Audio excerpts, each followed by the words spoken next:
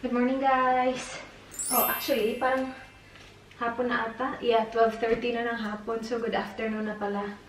Nakabihis na ako. Punta kami sa birthday ng, pamangkin na Dan. Si Tio, magwa-1 siya. So, punta kami ngayon. 2 pa eh. So, meron pa akong, mga 1 oras para mag-ready.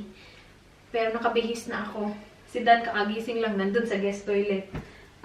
Ito yung mga dry na from kahapon. So, tupiin lang natin para wala nang magulo dito.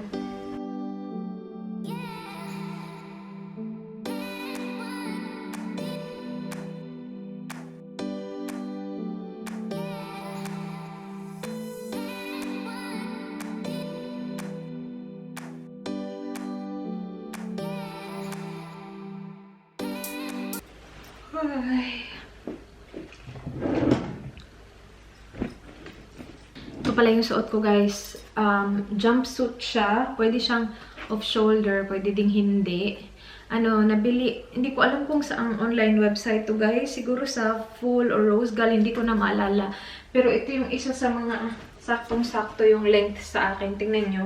Hindi ko siya masyadong sinusuot. So, I think this is my second time wearing this. Kasi ang bilis niyang mag-wrinkle. Tapos, ang hirap niya plansyahin kanina. Sobrang tagal ko siyang plinansya na parang hindi siya kulubot tingnan masyado. Kailangan ko pa gumamit nung tubig sa plansya. Mag-spritz ng tubig para okay siya. Kasi, niya, wrinkly. Ano ba Tagalog ng kumot? Kulubot? Hindi ko alam. Kulubot, di ba wrinkle? Anyway, ipuput away ko lang itong mga damit, guys. Guys, i-ready ko yung ingredients para sa lulutuin ko mamaya. Magluluto ako ng sinigang. Itatry ko siya, guys. Kasi nagkikrave ako kahapon pa. Kaya lang hindi natuloy yung luto ko. Kasi nga, napunta kami sa bahay ng mama ni Dan. Tagal namin dun. Sinigang. Parang, wait. Check natin expiration date. Baka expired na yung mga to. So, meron tayong 3 sinigang na may gabi. Okay. Parang ito ata yung maganda daw kasi medyo malapot. Malapot? Parang, tama ba yung ko? Tagalog. Yes, parang ito ata yun, guys. Check ko lang yung expiration date. Feeling ko hindi pa to expired kasi nag-check ako eh. Kaka-check ko lang. Yeah, 18th of June, 2019. So, okay na okay pa siya. Meron tayong 3. Yun lang. Yun lang, 3 lang. Ready natin yung iba nating ingredients. I-ready ko na yung mga gulay ngayon. Kakat ko na siya while hinintay natin na mag-get ready si Dan. Kasi I think we have... Yeah, we still have around 45 minutes. So, we have spare ribs. Yung mga pinapanood ko ng video, parang ang dali lang gawin ng sinigang. Tapos kapag pinapanood ko sila magluto ng sinigang, ang dali lang din. Pero kapag ako nagluto, well, I think I tried it once before and nag-fail siya. So, parang na-trauma na ako. Hindi ko na siya inulit. Once lang ba yun? Yeah, parang once ata. Tapos nag-fail ako nag-try din ako ng tinola. Nag-fail din ako dun. Pero tinry ko ulit and alam ko na kung paano gawin yung tinola. So, I'm pretty sure sinigang will be alright. Sana maging okay to kasi ito yung dinner ko. Tapos lunch ko bukas. Meron tayong okra, sile, and then yung ating kangkong at saka yung ating ito. Meron sanang talong or yung iba nilalagyan ng talong. Yung ako, hindi ko lalagyan ng talong kasi sa sinigang, ito yung mga kinakain ko eh. Konting okra, ito, and kangkong. Yung kangkong nandun. So, ko lang to, i-ready ko lang to. I think yung gagamit, lulutuin ko ba to lahat? Kasi baka masayang eh. Baka hindi ko maubos kasi si Dan hindi ko makain ito eh. Ako lang. Lalo na ngayon, napupunta kami sa bahay ng kambal niya. Kakain siya ng bongga doon. And I don't think gutom siya pagdating ng bahay. Ako, I'm pretty sure gutom ako. Kasi kapag mga ganyang party-party, hindi ako kumakain masyado. Unless may leksyon. Pero walang lechon doon. So, and kailangan ko din talaga magluto kasi bukas nga, wala akong baon. Kapag ito talaga successful, ewan ko na lang talaga sa akin. Okay, hugasan ko lang ang mga gulay.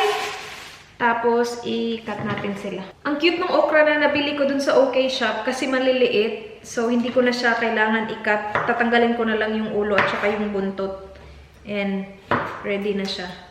Hindi ko inubos yung sa isang packet kasi daming okra. Siguro one time magpapakbit ako. Ang ganda nitong string beans. Gustong-gusto ko yung kulay. Especially kapag adobong sitaw, yung dark green, paitim na. Agoy, laki naman ng buto. Tigas naman.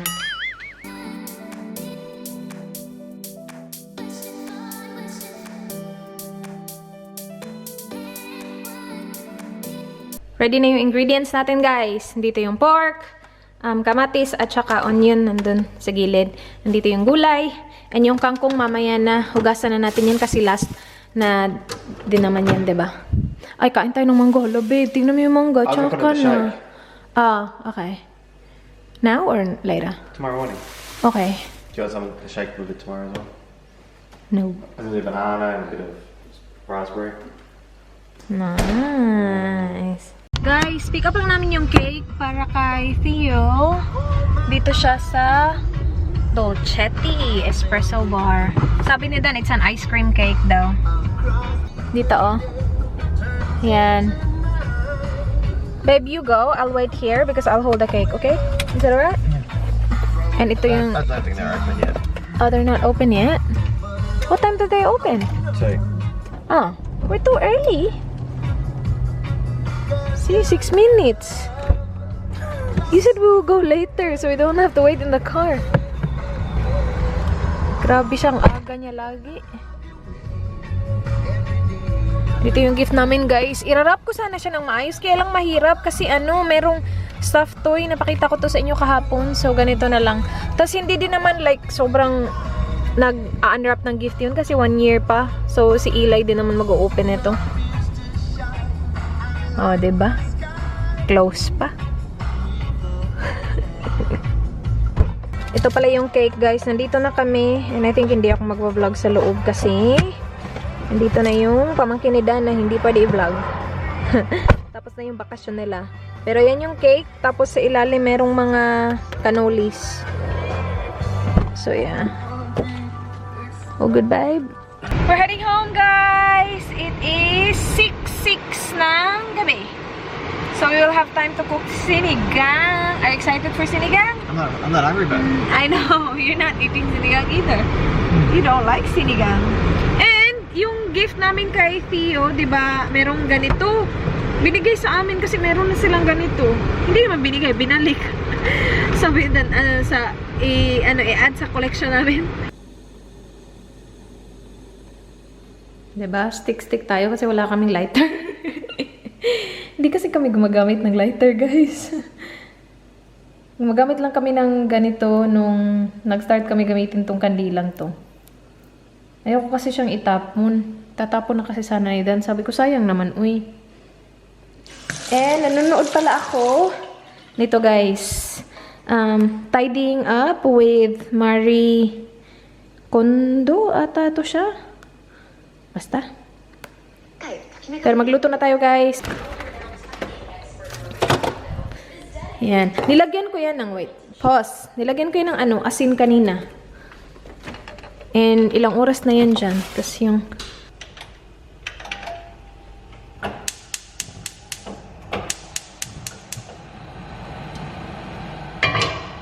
Alright. Una is olive oil. Alala, kailangan ko pala ng rice wash. Wait. Yan.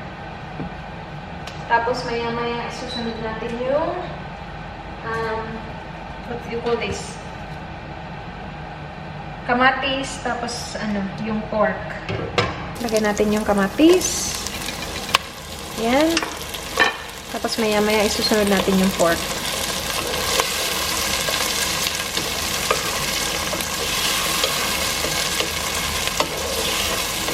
Time for the pork. Ito yung spare ribs natin na nilagyan ko ng asin. Nina. Hindi ko alam guys kung anong pinagagawa ko kasi hindi ko naman nakita kay Panlasang Pinoy na nilagyan niya ng asin. Pero nilagyan ko siya ng asin. Well, nilagyan na ni Panlasang Pinoy ng asin yung sa kanya. Pero after na nun na may sabaw na, ganun. Parang salt to taste ba. Nilagyan ko siya ng asin. Gusto ko lang. Ay, naggawa-gawa na naman ako ng kung ano-ano kaya nafe-fail eh. Ay, tutuin natin yan.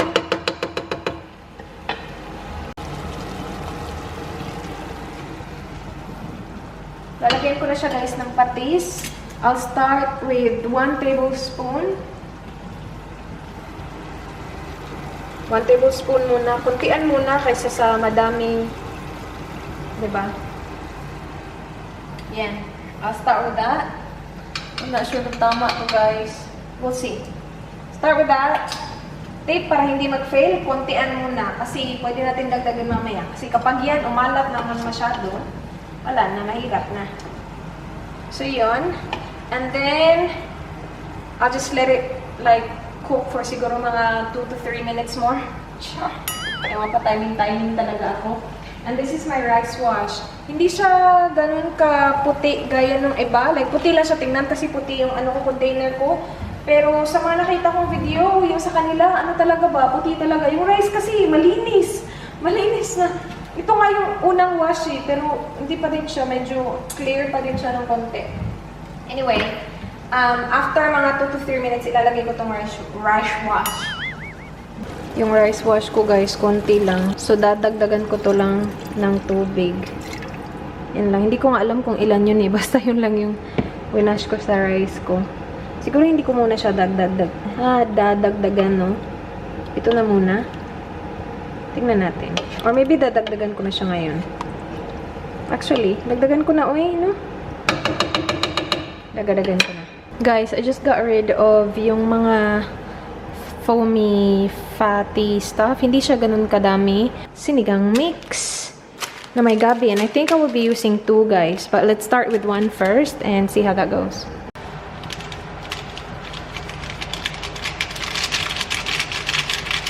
I think kailangan ko ng 2 agad-agad. Or maybe 1.5 muna. Kasi nga, diba, wag muna damihan masyado agad-agad. At ito yung nagpapaasim, diba? Yan, 1.5 muna. Antikman natin ito maya-maya lang. Yung sabaw.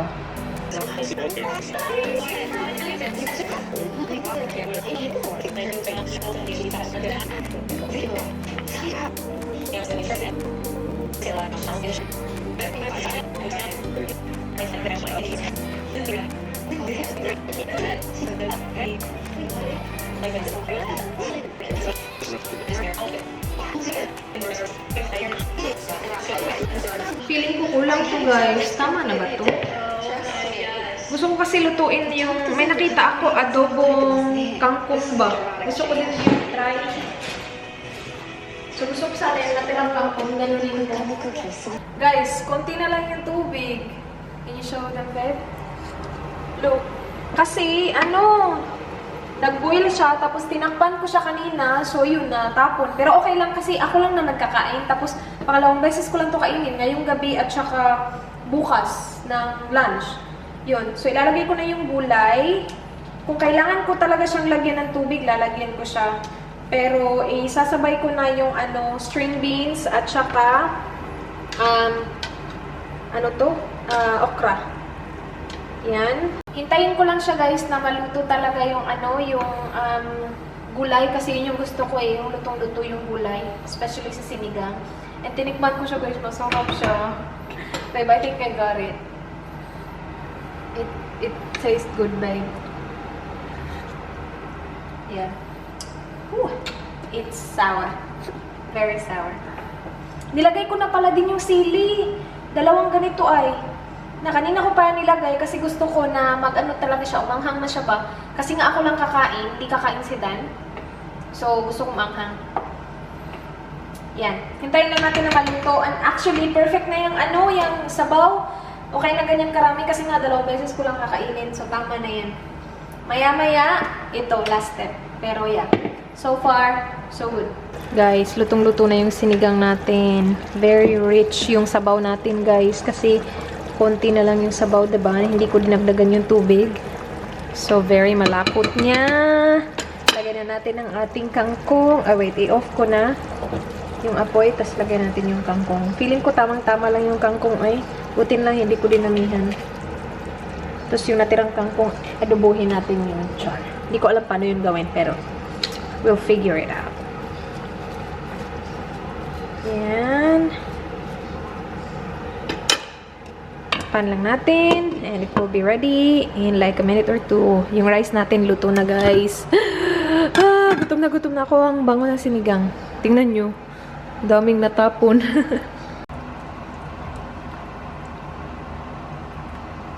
Is it good though? Yeah, it's really good. You dinner tomorrow or your lunch tomorrow? Lunch.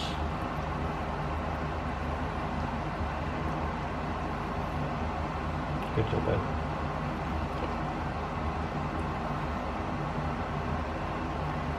You're a good cook, babe. Am I? Thank you. You're good at everything you do in life. What? You're good at everything you do in life. You're right. You're very good at picking husbands.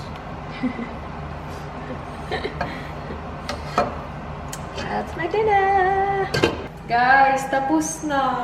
Ang sarap-sarap! Ano siya, sobrang lapot ng sabaw kasi nga, di ba, konti lang yung nilagay natin. So, tikman ko ulit Lapot ng sabaw, oh. Oh, yan.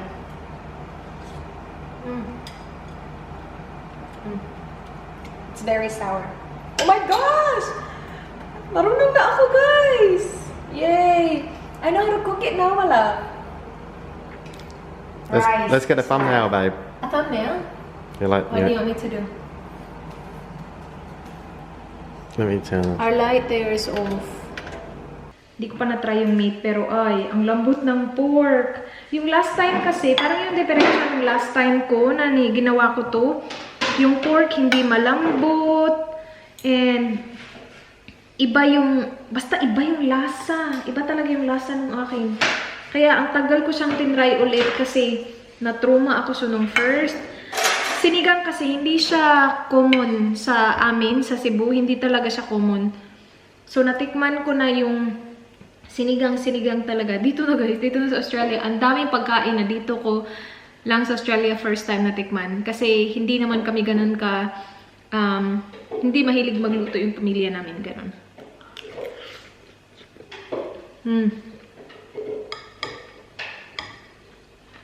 Yamas? Yummers, guys. Ito pa yung gusto ko na meat, yung mabuto ba? Pero marami pa din siyang laman. Tapos may mga taba-taba din konti. Yung spare ribs, perfect. Ang lapot nung ano ko, sabaw ko. Gumagawa sila ng smoothie. How's your smoothie, my love? Working on it. Oh God, I'm on TV again. Is it your cooking show again? Yep. What's in your smoothie, my love? Called a tropical shake. Tropical shake. Wow. What's in it? Mango, banana, ice. That's it? And milk. Milk. Just your regular milk? Yeah, just no regular milk. And then, yeah.